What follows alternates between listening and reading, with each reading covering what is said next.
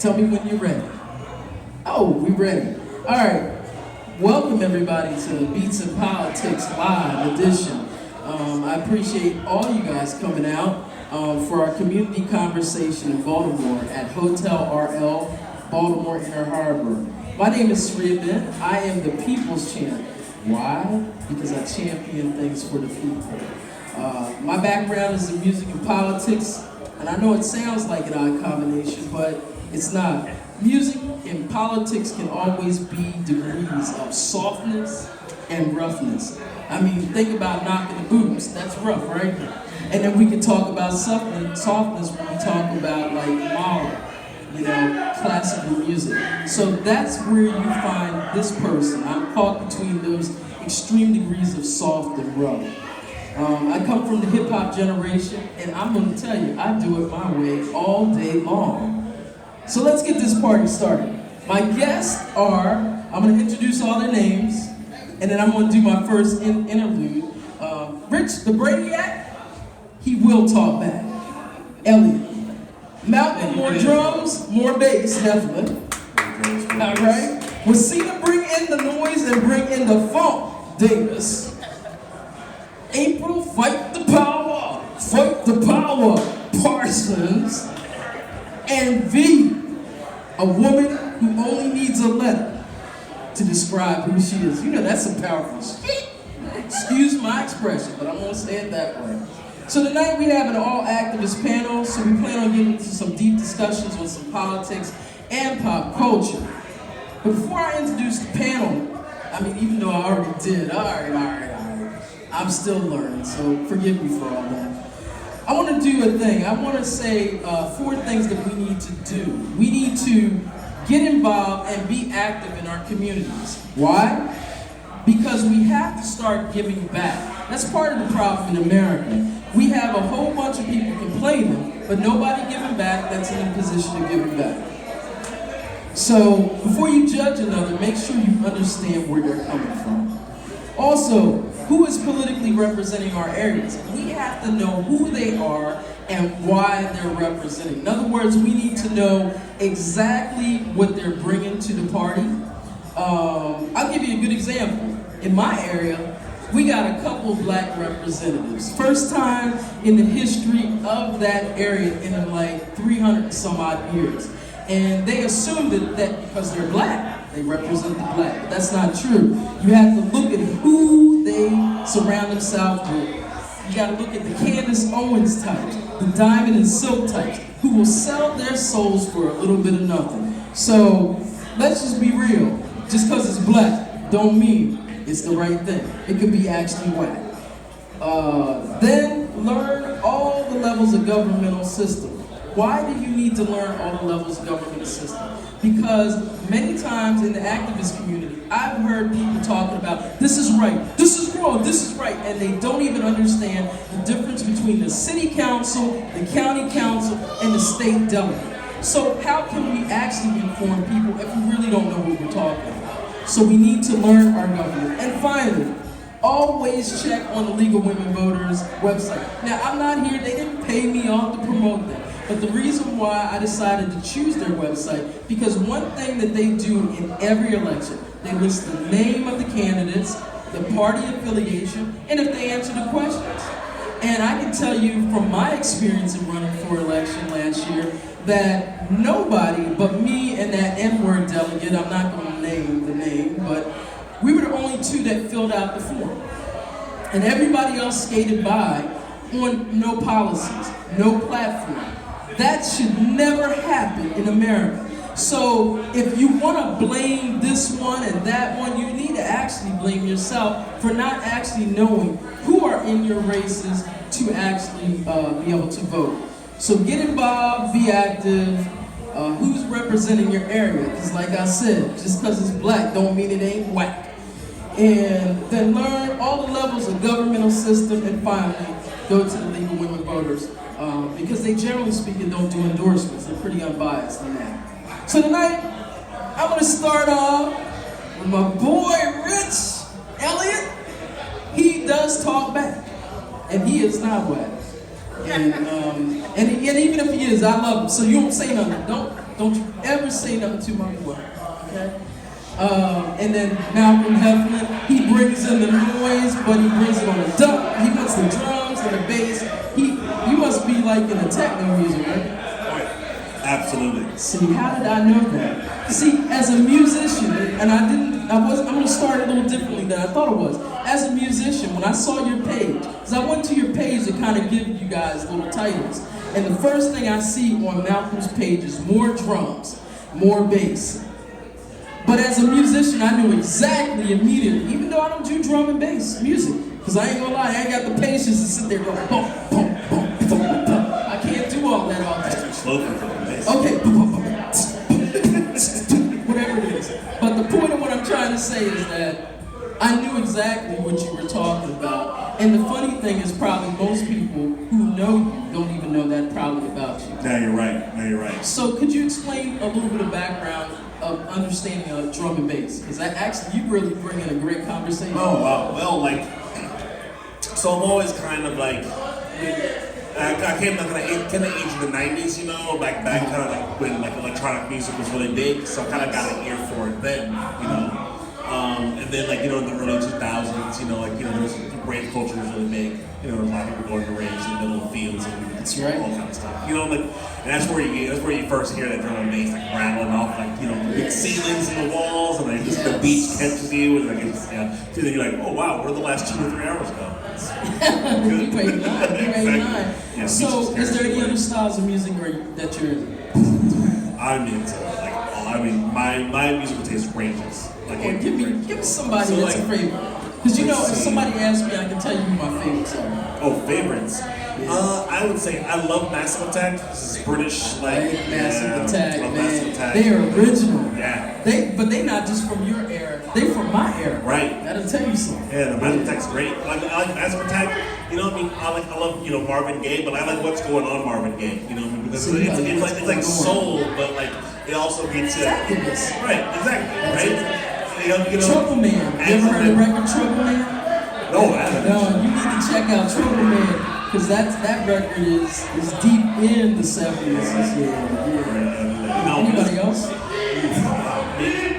Depends, you know, like sometimes I listen to Velvet Underground, you know, like I love the Velvet Underground. I love like Drake, you know, like folk, Bob Dylan, like the Beatles. I mean, it ranges. You know, with Bob Dylan, I like only Jimi Hendrix. And I'm gonna tell you why I only like Jimi Hendrix's version of Bob Dylan. Bob Dylan can't sing word for tombstone. Not at all. But Jimi Hendrix brought soul to songs that were not soul songs. Yeah. I mean, Along the Watchtower is perhaps my favorite song, and I can tell you, if I had my guitar here, I'd play it for you, but I'm not doing that tonight. But I'm just saying, that is one of the greatest Dylan songs, in my opinion. And I think he's just so prophetic. I just, you know, me as a person, I couldn't always get past his voice. But I always loved his writing. Yeah, no, honestly, he sings the truth. I mean, just from an early age, you can tell that he really understands, like, he's singing and trying to give voice to those who don't. Right. He just like Woody Guthrie, you know, that was the person who inspired him, you know, like, giving voice to people who just don't really get ignored in society. So. Now, since we got into that little musical part, that made me feel good, I ain't gonna lie to you. We're going to kind of segue into the political part, because it seems like even in those days when they did that type of music, it was for prophetic thought. It was because the community was not representing, you know, or the government was not representing, the community that was lacking. And I feel that we're at a time right now that we kind of went through this musical field where everything was sort of like, you know, very programmed, very fake, and now we're kind of getting back to that soul. And why did Trump bring soul? Because you don't think of Trump having a soul, because he don't. But it seems like there is a gargantuan amount of soul music now that's coming to the fore. And so, do you think music is driving politics, or do you think politics is driving music? I would say definitely like politics is driving music. They both kind of relate to each other, but definitely nowadays, because that's kind of what you're saying. Like we have this inauthentic fake times, you know. So like kind of like tap into almost that soulful or spiritual side. Like it's kind of like almost like a counter. You know? So definitely think that, like, right, especially nowadays, I think politics have definitely been driving like the art and the music for sure. Great. So now we're gonna go really in full throttle because Rich is looking at me. He's like, I don't want to talk about this music stuff. He want to talk about the meat and the potatoes. He don't want to talk about the music because the music is really where it's at. But we're gonna go into starting with the Baltimore City election. Now I know a large amount of the Baltimore City election has lost a little bit of attention in the last month, and I think part of it is because of this anticipation of congressional setting. But more importantly, I think the way that the candidates have come in the race, to be honest with you, have been really soft. I didn't see a launch for Brandon Scott. I know Brandon Scott. I didn't really see a launch for the mayor. He's sort of like, I might not. I mean, it's all this question. So what do you think about the Baltimore City mayoral election, Rich? I'll start with Brandon Scott because he was the first to announce. Brandon Scott did have an announcement, but it was more or less unplanned. It happened kind of haphazardly. It was in Park Heights, in his neighborhood, in his backyard, and there's only 15 or 20 people there. There was no electeds, like there were other people running for city council, newcomers for city council that had more people, or that had even more electeds. And this is a guy who's been on the city council for almost a decade. He's a veteran at a city council. And I could launch better for mayor of Baltimore than him. So why do you think he launched so small? Do you think he didn't tell anybody? Or? No. What I think happened with my understanding of how Brandon Scott operates is he launched in anticipation. He launched to head off somebody else. And what I think happened was he heard that Sheila Dixon was going to launch, and he launched quickly to jump ahead of Sheila Dixon. Wow. But in that process, he showed that he wasn't really prepared. He showed that he did not have that much popular support as people might have thought he did with the city council president ascendancy. And I think it showed for a lot of the money players who donate that Brandon is not ready to be the mayor, or that he's capable of winning. And I'm on that. I don't believe that Brandon has a shot. So you think Brandon has no shot? I think Brandon is rough equivalent, for a past variable would be Carl Stokes. Okay. Brandon Scott is Carl Stokes and not Kurt Schmoke. Got you. That's a difference. Those are levels. I mean, Carl Stokes. Carl Stokes is a good dude. Good. He good. Good candidate, but when you put it at the mayoral level, when you're talking about big policy, when you're talking about name recognition across the city, you're talking about $1 million worth of fundraising, building a citywide slate. It's so much bigger than a city council race. I get you. It's kind of hard to envision. So do you think he can recapture? No. You think it's done? Brandon Scott falls in what I think is an unfortunate medium. He's not grassroots enough to get a whole bunch of volunteers, and he's not big money enough to shore anybody up. How are you going to run a winning race in a city you're going to need like 40,000 votes to win? And the most votes you ever got in the city was 15,000. And it's a really hard pull. And in my opinion, for him becoming city council president, if he wanted to make that, a wonderful press opportunity, I think he squandered a lot of it. He gave a decent agenda if it was 1996. So you think he's not actually forward-thinking enough? In Maryland, if you think you're forward-thinking, you're in trouble. So if his plan, which wasn't bad, but it wasn't the transformative, he says he's a transformative leader. Where's we will use whatever legislative tactics to get a $15 minimum wage tomorrow. So he didn't have that in his package. It was reform. It was not transformation. It was 16-year-olds can vote. We'll add a city manager, which I think is poor policy. A lot of really small, tepid stuff that will not change the operation of government here. And so he doesn't have really one policy that would make people energized to say, this is the man for this policy. Like not even the 16-year-olds, but like I'm gonna legalize weed in Baltimore, right? Like when I want somebody to look at me, I want them to immediately know I'm for free transit. That's my number one. I'm for free transit. I want you to know that when you think of me at all. Right. With Brandon Scott, this is what Brandon's known for. He's like, but here, this is not an ideological town. So I shouldn't waste my time trying to help him. I'm just joking. But I'm just saying, do you think I'm a person of forgiveness? And I believe that even when you make a mistake in the beginning, that you can actually turn it around. So you're saying that there's no way to turn it around. Is it because you think that it's a personal? It's a personal. I think that actually I'll add this too. Like, you also notice that even if you start moving down ballot, you'll start noticing like kind of alignments kind of happening. People trying to move towards like more like their patron, kind of their big patron politician. And you're noticing there. I mean, who do you know of who's like thinking that Brandon Scott's going to be the one who's going to lead it?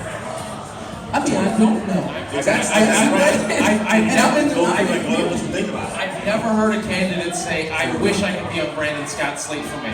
I've had a couple people say, "I think he has a shot." But for instance, for Sheila Dixon,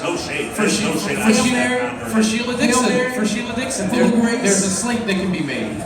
For Jack Young, there's a slate that can be made. For Mary Washington, who's going to announce in a short wait a sec. Breaking news! Senator Mary Washington is what? Running for mayor of Baltimore. Hold up! Wait a minute! That's my girl. I didn't know. That's my because I've been sleeping a little bit. Alright. Well, you're not, because it ain't gonna go up too soon. It ain't, trust me. We're still in the experimental phase. We can make sure it doesn't go up until she's ready to announce. I'm firm and I can just put some clips. Yeah. Don't worry. I ain't about outing people. We ain't doing all that. But I'm glad that she's choosing to do it. And I know this is going on a little bit more than I actually planned. I'm glad that she's choosing to do that because that's an interesting dynamic because she would be the first gay mayor, openly gay mayor. And the fact that, there hasn't even been an openly gay councilman yet. Child, not at all. There is one in Harford County. There's an openly gay city councilman. Y'all didn't know, church folk, but he exists. And you can talk to me about that later, but anyway. Yeah, I need to out Hartford County because Hartford County thinks they own some other stuff. But anyway. Progressive Hartford County? No, they're lost, Hartford County. They're not, it's not even a progressive. And I want to just tell you real quickly before we go back on this thing. I don't really buy into words like progressive. I don't really buy into words like liberal. I don't really buy into conservative. I'm going to tell you why. I speak for me. And there's no frame you can put me in unless I want to be put there. So I'm fine with people choosing those lanes, don't get me wrong. But I also think that we miss certain attributes about these people when we put them in this lane. Because I really think Senator Mary Washington supersedes progressivism. And I really think that we're doing her a injustice, by putting her in that lane. And that's just my opinion. She agrees. You know what I'm saying? But a lot of progressives consider that she's progressive, and I'm fine with it. But I will say that that's not a term you rarely hear. And so some people think they can actually term it. Like last week, they tried to call me a black conservative.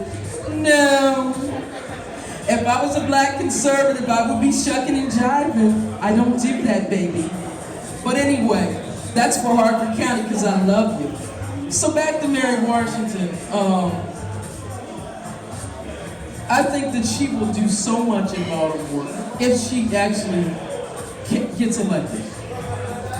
Not just because of what she's about and who she is, but because she is a great policy person. Yes. Something that is really, in my opinion, as someone who analyzes politics, she is really people don't even consider her on the list of great policy people. And so why do you think that she would possibly be a great mayor? I'll talk about first how she could win. If you can't win mayor, you can't be a great That's mayor. right, Mary's gonna win. And this is a plus for the Mary camp and a minus for the Scott camp. Mary's going to wrap up almost all of the union support immediately. So SEIU, I think, is the biggest game in town on union organizing.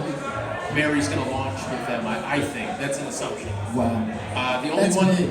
So if you have the unions, you have national nurses, you have the Baltimore nurses, you have the teachers, you can get some of the grassroots groups, and you already have a base of about 10,000 voters. Yeah. If Catherine Pugh can become mayor, Yeah. Mary Washington can become mayor. No, you're right. No, I mean she has. I think she can also get that young vote. Yes. Which is the vote. To be honest with you, that's always It's a the block. mystery. It's not that many votes, but if you have it as a block, Because you do it's understand big. Dante Swinton, when I spoke to him, not to give all his secrets because I'm not, his strategy is to go for that young vote. And the only question I said to him was that did he have enough money in his campaign to actually reach them? Because you gotta reach, that's the problem with the money in politics. If you don't have money, you have a big problem in reaching people. And that's where I don't see a problem with Senator Washington, where I do see with some other candidates. Even if you're running as like a grassroots candidate with the most fucking bomb policy imaginable, if you don't have 100K, you can't win. You can't. Well, last month, Jason McLaurin said $250,000. So you're going even cheaper. I'm going to bridge the gap and say about 200K. I think 200K is what you really need because, especially a competitive case. I'll take that. If you do not have 100,000 raised, not necessarily in your account, but 100,000 raised by January's filings, go home. Yeah. Especially because so many this area is so dependent upon those TV spots. Those TV spots end up being kind of important, especially for those big races like that. I mean, if you can't buy TV ads. Yeah, I do know with buying TV ads, those things are expensive.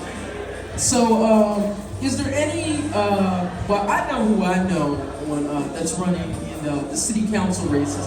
Some of them are interesting, but to me, there's only one that's real interesting, which had a debate yesterday, which is 14.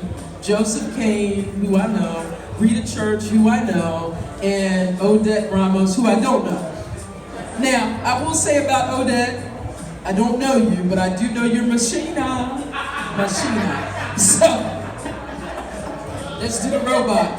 But I'm not hating on you because you may actually be very good. But, so what do you think? What do you think about that particular city council race? And this is the reason why I bring it up. Because Rita Church comes from a background where her mother was a civil rights community activist. So she has that name, but she was not able to transfer that into anything in the delegate race where Stephanie, my friend Stephanie Smith won. She came in fifth. And this was with which her. was bad. I'm saying that I don't know if she knocked doors or did the big stuff, but she came in fifth off of name rec in East Baltimore. Which is good. But it's not enough. Definitely not But enough. I'm thinking with the name, and what people don't understand, look up Rita Church's mom. Because if you don't understand, There's a rec center. There's a rec center named after this woman. So I'm not talking in small terms. This is someone who literally is coming from that line. And so the fact that she came in fifth actually blows me away because I know when I was door knocking for Stephanie Smith, yes I was. I'm gonna be honest with you. I was thinking that she was gonna have an uphill. And the fact that she was able to resonate, so maybe she isn't door knocking, I'm not sure. I have seen on her page, because I do observe everybody, that she's been doing really that. And then we have Odette Ramos, who got the backing of Mary Pat Clark, who is currently the city council representative. She's old as dirt. I'm just gonna say it. I'm surprised she didn't leave 100 years ago. Yeah, I am on point tonight. Yeah, because she can't do nothing. I mean, who is she? She about to go out. So Odette, who is obviously Latino, or Latinx, Latin whatever, chose Mary Pat Clark to have an endorsement when Joseph Kane, now this is the gap, when Joseph Kane got Mary Washington, got Peter Franchot. I'm just saying, I would have stayed out of the race at that point. Nothing against Mary Pat Clark, but I'm not sure she pulls that kind of rank, even though she did win. And I mean, so you tell me, am I wrong to think that Odette sold herself for nothing? Yeah, I'll talk about Mary Pat. I'll talk about Mary Pat and you talk about Joe. So in that, Mary Pat has been one of the top vote getters on city council in the city for a long time. Excuse me, I'm sorry, Mary Pat Clark. You're my best friend. But that is not to say that her endorsement will transfer the same way that knocking doors the way that Joe has. Because I think Joe is on like his third pass. He is. Yeah, honestly, he's probably one of the hardest working people in like this race city. I've been in his ear Like, for a year. And in fact, I had favorites. Joe's birthday celebration for his 1-year anniversary campaign is next Friday. Oh, I gotta come to that. Or excuse me, is this Friday? Is this upcoming Friday? I can't come to that. But I might be able to come to it. But I'm so busy this week, I'm sorry. But I do need to come because I'll be honest with you, I have been in his ear for about a year, just slipping him stuff because when I see somebody that I think is sincere, because when I first met him was when we went to the Hassan Giordano's opening of his studio at that time in the other place. And I had a longer conversation than you. You're my friend. I didn't even talk to you. But the thing was, I felt his sincerity, and I think that that's a hard thing in politics today. And actually, I had a conversation today about politics. This is why we can't stay in it long. If we have good hearts, it gets corrupted easily. So he has, in my opinion, a very good heart. But anyway, I ain't gonna take over. You No. Honestly, now. another thing, like, the sincerity is really it. That's actually, honestly, every time I like meet him, he's just so warm, and kind, and like when you talk to him, you know that like he's the kind of politician that you always hope for. The kind of person where like besides myself, I'm the people's champ. Ain't nobody better than me, baby. I'm sorry. Present company. I'm just joking. No, but like, he is. You get his sincerity. That's really what it's inspiring. You know, like you know that like regardless, like he's gonna whatever he chooses to do is gonna be the best for the people who serve. Absolutely. And for the job, like for the Baltimore City Councilman, it is a person who you should be able to call up and say, I don't feel good, help me find something. And you know that he's gonna be the kind of person that's gonna chase answers down to the ends of the earth. Absolutely. So who do you think in that race is gonna win? And I'm being honest, I know who we love. I want him to win. I am biased. Hear me. Biased. I want him to win.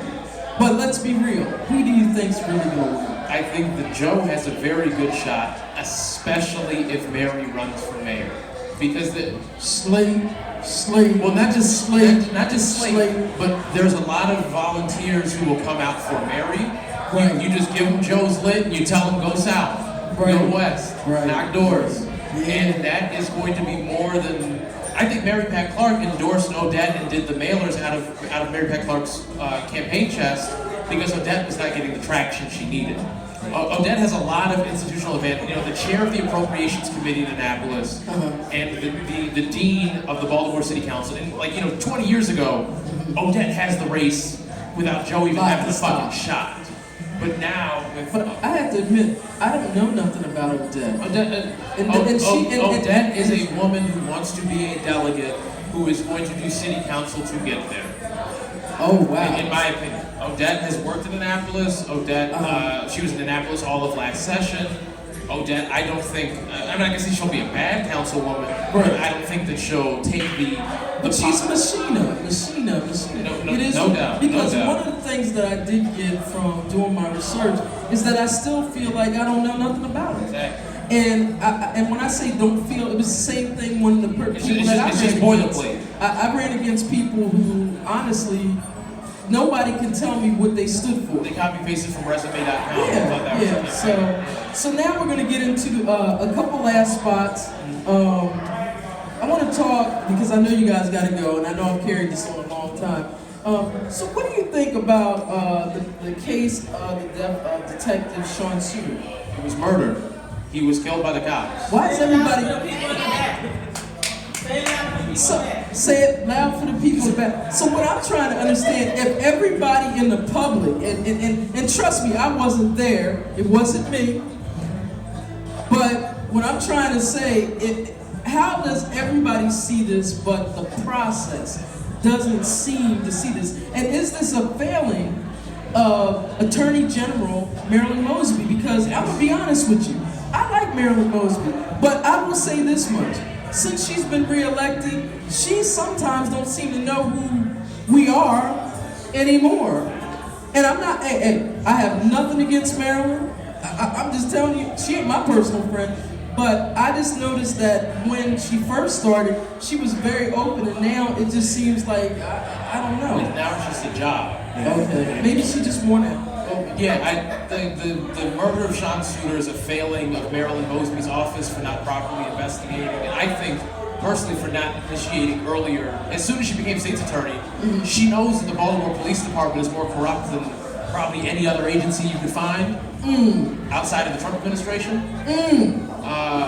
So knowing how corrupt the agency is, you could have immediately hired outside investigators to start investigating the agency. Because she should have actually, because of what happened with Freddie Gray, she actually has a palate to know that her prosecuting it would not be a good deal. And having an outside prosecutor investigator probably would have been a better move. If you hire anybody from inside of BPD, they're not gonna find shit except for getting in trouble the people they want to get in trouble. Or perhaps one black officer who commits misconduct who should get in trouble, but just one. I think the biggest thing is it's a failing of the press, or you could argue a success of the press, because everybody knows Sean Suter was murdered. You poll 100 people who know what it is, and 97 will say yes. The other 3 work for the Baltimore Sun. Wow. Well, we're gonna get in more into. Damn, I ain't gonna lie to you. I caught that in hit me in the back end. Well, we're gonna get more into that police thing. But I really want to get into this Congressional 7 race. Now, I'm going to be honest with you, yet again, I'm biased. How about that? It's my show, and it's my party, and I do what I want to do. But I'm going to say this. As someone who has resided all over the U.S., I'm from New York, lived in Massachusetts, lived in L.A., lived in Atlanta, and lived here. I can say, and I door knock for Auntie Maxine. When she first started in 92, that tell you how old I am. That's dirt there. I was young then. But what I've learned is that there are not many good candidates who run in these races. But I will say this about Congressional 7. I don't care which side you're on. There are 3, in my opinion, that are good. Some got their little history, but in my opinion, I believe that Jill P. Carter, more than qualified. I believe that Kwaizi, obviously, because he had it, is more than qualified. And I believe that Dr. Maya Rocky Moore Cummings is more than qualified. Now, all them other fools, Diamond and Sil, Kim Klacik with the overbite, who just got it fixed.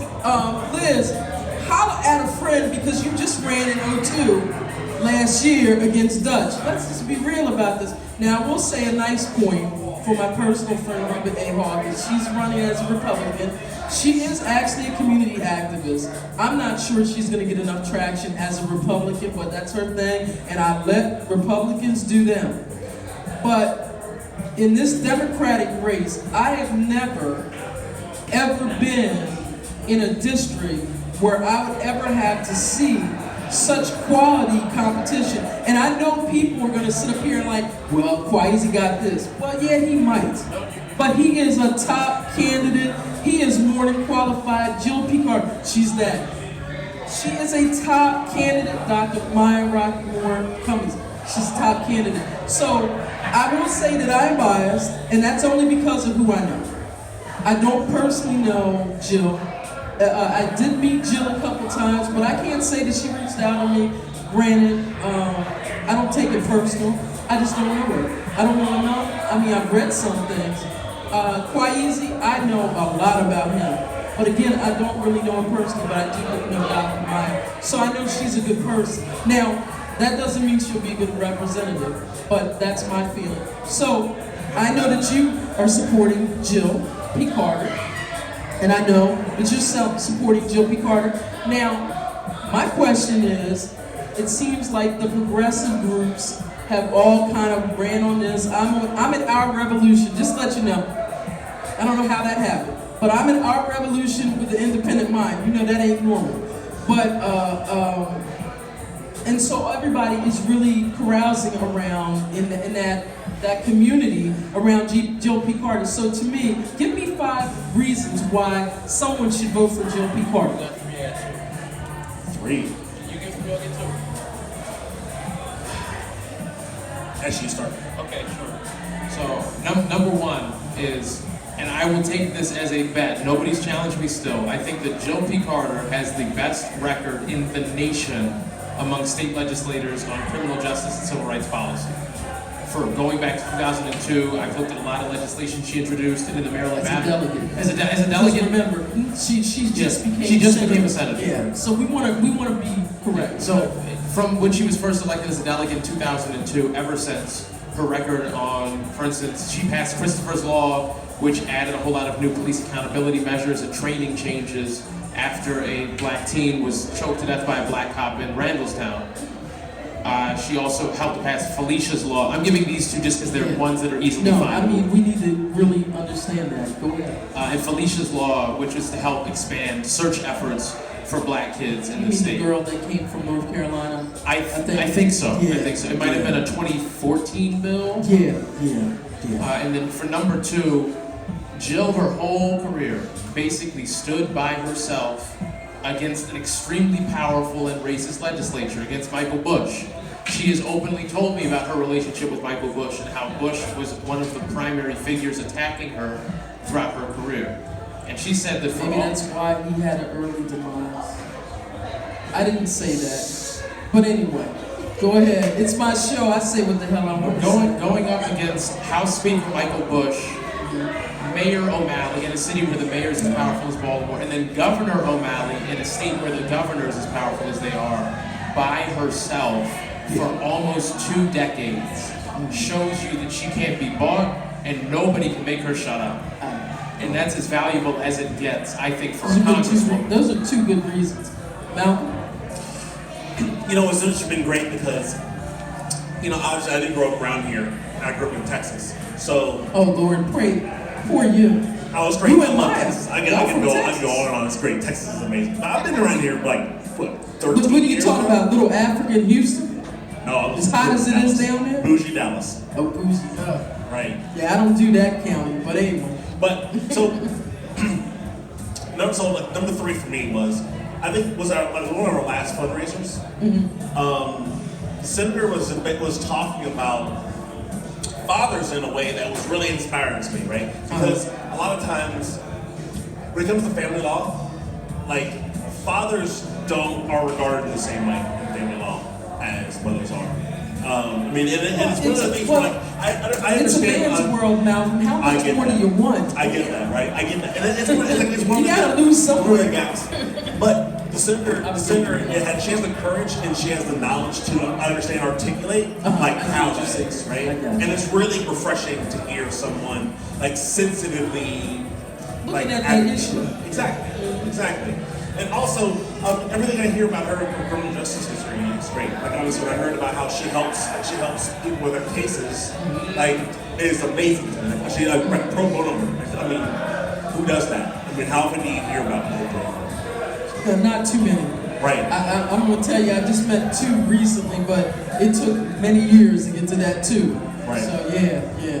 And honestly, I just love, like, I love her courage. I love her strength. Real. Like, she's just real. Like, she says what's on her mind. She says her piece, and I love that. Like, especially when it comes to politicians, it's rare to find a politician who will say what they mean and, like, have the conviction to stand up. Well, Trump said what he mean. He's doing what he said.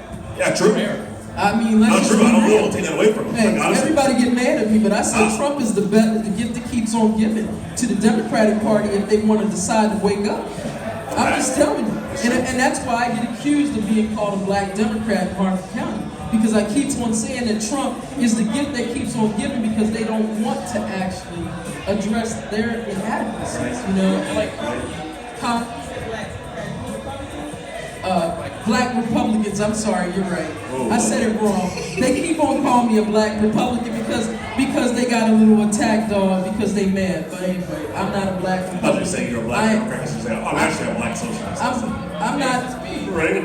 I am a black woman in America who is from the 60s, and I'm who I am. I don't have to have any label but myself. My name is my own label. How about that? But, so that sounds really great. Honestly, you actually explained something about her to me that I wouldn't know. And so my next question to you, realistically, what chance does she have? Well, that depends. For the special election, I'll admit that the odds are slim because going against Kwaizi Mfume, who is going to have, I assume, the backing, whether tacit or public, of the Congressional Black Caucus. Right. For a black, like you said, there's very rare you have a race with 3 highly qualified, serious black candidates. Actually, I don't think Kwaizi is going to get the CBC. I think Maya is. Okay, well, and the only reason why I say that is I don't want to say where I got it from, but the point of what I'm trying to say is that he pissed off a lot of people in the establishment. So I don't necessarily think he'll get establishment help, but I think he can get it from the NAACP, even though they can't be partisan. But that's still a network. Okay, I'll just say that what we're probably going up against. On the negative side, the amount of press attention that Kwaizi and Maya can get by snapping their fingers are. Like, Kwaizi's launch had no more people attending than ours did. They just had they had as many people attending with cameras as they had attending to support. Right. And Maya's same thing at her house. Right. We notified the press in advance, they knew of our events. There's been a press blackout on Jill since she got elected. That's why nobody knows anything about her. Right. I only know as much as I do because I have a PhD research background and I've spent years reading everything I could find about her. But for a layperson, they might have heard about her in passing, but to know the depths of her advocacy, very, very hard to find. And I fought our state legislature because they make it so hard for us to know what our legislatures are doing. And that's why people end up getting voted in time after time, because we really don't know what they're doing and what they're about. And although they did just change the General Assembly website, it's a lot better now. Oh, it ain't great, but it's a lot better. A lot better. I hope they did, because I need to know some history so we can start impeaching, resigning, expelling, whatever you want to say. Well, see, and that's the reason why, the more activist parts of the party have been so effective over the last year and a half in this state. It's because we're centralizing, but also we're going through the efforts of bringing stuff to light, right? We're showing hey, this is what your government's doing. Hey, this is what's being done in your name. It really animates people. For so long, our government here in Annapolis has been running that. The fact that deliberations in the hall haven't been shown on video since until this past session. No, until next year. Oh, I'm sorry, until next year. Right. Wow. Right. Last state house in the nation. And you can introduce amendments without attaching your name to them. But you do remember that Maryland was the first state house that auctioned off slaves. So we gotta put this all in perspective, people. If it's gonna be the last, it was the first in some other way. I'm just saying. You get what I'm saying? And Maryland is not the progressive state that every state seems to think we are. You got Democrats, and I don't mean nothing. We got Dominicans. You know what a Dominican is? They're a Republican that runs as a Democrat. And I got a whole hell of a lot of them up in my area. Dominicans all around me. But I get what you're saying. So it's interesting, and I hope that she can find a way to push through, because I feel almost like her struggle was my struggle last year when I was running, and was that everybody I talked to liked me, but it was a matter of amount of people that I could talk to. You're not running against your opponent. You are running against the invisibility and inaccessibility of knocking enough doors, and of getting enough money, and of getting press attention. If the Baltimore, that's what I think is going to kill Brandon too. There's not enough press to cover him adequately to become the mayor, so he can't become mayor. Right. The press does not care to cover Jill. In fact, I'll be surprised if they're at our event next Monday. They haven't thus far. Actually, I've looked everywhere. They haven't covered it. The only time I've seen it was on social media. There was one article yesterday talking about the special announcement. And for anybody who's listening, we can add you to the email list. Email us at carterforcongress2020@gmail.com. All right. I gave them their pitch, and I believe their pitch was valid. Wait, hold on. We get to interview you too. Oh, you do? Yeah. Okay. So tell us what you think Maya would be. If Maya was the congresswoman, what would the effect be, not just on the policy that she introduces, but what do you think she's going to do down ballot in Baltimore City? If you're the black congressperson in a city, you're the machine boss. If Maya's the machine boss, what is she going to do with her machine? Actually, that is a good question. I have never really thought about it. But I will say this much: I think that she she supports Medicare for all. By the way, I don't know if you guys know that. So she supports policy. Jill was the first to come out for Medicare for all. No, but what I'm trying to tell you, she didn't have a public. I'm talking about a personal conversation before the seat was even available. I'm talking about before he was even dead. She was talking about it. I was the one saying, no, it ain't gonna work. I'll admit it. It's not because the policy won't work. I believe that the dinosaurs that exist in our government will not let it work. And that's part of the reason why I say viable, not viable. But I mean, as far as taking on the machine, I think she would actually do probably a pretty similar job to what Jill is. I think the difference with Maya is she's more a strategist and a strategist. And so I think a lot of people only know what they think they know, and because she did a lot of stuff behind the closed doors, which is obviously way different than being out and standing. But from what I gather with her, she really is trying to get more inclusion in the area, in the ballot. I mean, that's one of the things that she was very vocal on when it came to the chair. Regardless, she was being undermined. Let me just tell you, the Maryland Democratic Party Executive Committee was undermining Maya every day from the first day that she got in. And I'm not calling names, but you know who you are. Talk to me, holla. But, so she was trying to get them to actually support more candidates of color and actually put more money in certain elections. And I'll be honest with you, this year she put more money in elections than they have in like 20 years. So she has. I will say straight up, I think Maya has been a good chair. So she has the attributes. She also, the truth is, you know, I can't give you the specific answer to your question because truth is, I told you I'm biased. So you know, when somebody's biased, you can't get a real direct answer. But I will say this much. She does have the support of the party, and that is a problem. She made her announcement on Rachel Maddow. I'm just trying to be real. She probably reached every household in Congressional 7 all the way to California. And so she already has that aspect. For the national money race, I think that's useful. But for getting black folks in districts, name one black person you know who sits at home and watches Rachel Maddow. Actually, I know a lot of them. I know a lot of them, to be honest with you. As compared to, for instance, the Larry Young Show or C4. Well, I mean, Larry Young was at a time that was different. I'm talking about from Baltimore's very particular politics that I think are centered around very old, name wreck, like church-going folks who vote among their networks. I think that MSNBC helps you get a lot of money. How about this? But I don't think it helps you very much as far as getting the voter. This is a real true thought, though. In the last election, Elijah Cummings, God rest his soul, got 80% of the vote. 80%, not 5%, not 10%. I know a lot of people that live in District 7. I'm being honest with you. All of them I know are behind mine.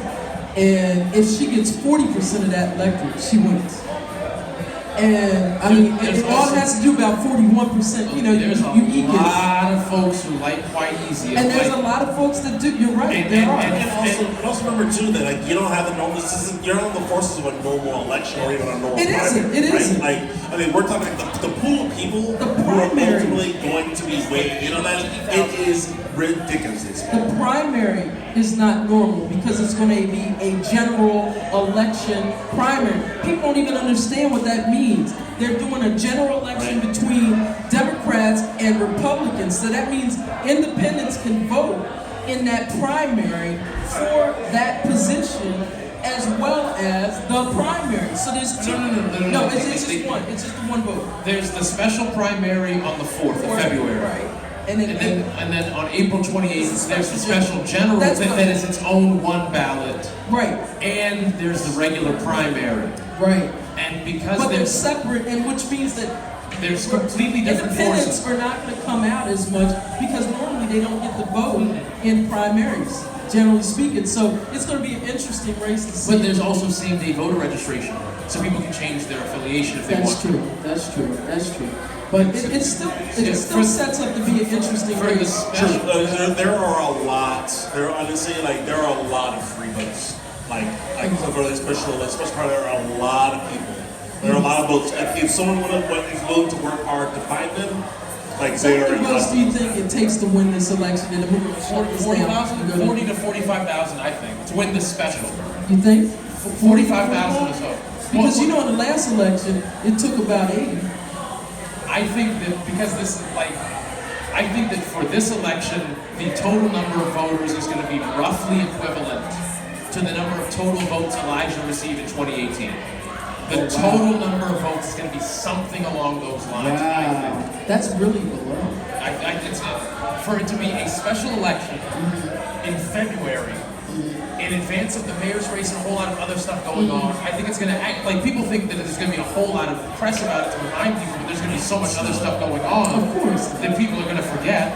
I would say anyone. You've canvassed as much of that more than I have, and you Child, I sure have. And you know how little people know when it comes to elections. I canvassed doors and Like, someone it is had the nerve to actually, tell me, I know, someone had the nerve to tell me that I didn't get to that door. I said, well, I did 25,000. How many more do you think I'm gonna hit? You know? But, so I know you're right. So we're gonna, one, I wanna thank you, Rich. I wanna thank you, Malcolm, for coming. It was a longer discussion because you guys, you know, I have this energy with you guys. We need to start our show together. It's in Politics 3. Anyway, so I want to bring up a couple of my other guests. So I want to thank you guys for coming. But we're going to actually talk at another time. And so thank you so much. I appreciate you. I love you. You know I do. I'm serious. So I, as you can tell, I done ran all over the place. Thank you for that. I'd like to bring up Messina Davis. Bring in the noise, bring in the funk. We're going to speak briefly. And I'd also like to bring up April Parsons. I'm trying to bring y'all up at the same time. We're going to do a 10-minute segment, so we ain't going to carry it over too much further, because I know I didn't went too far. This is the problem when I talk to my youngest.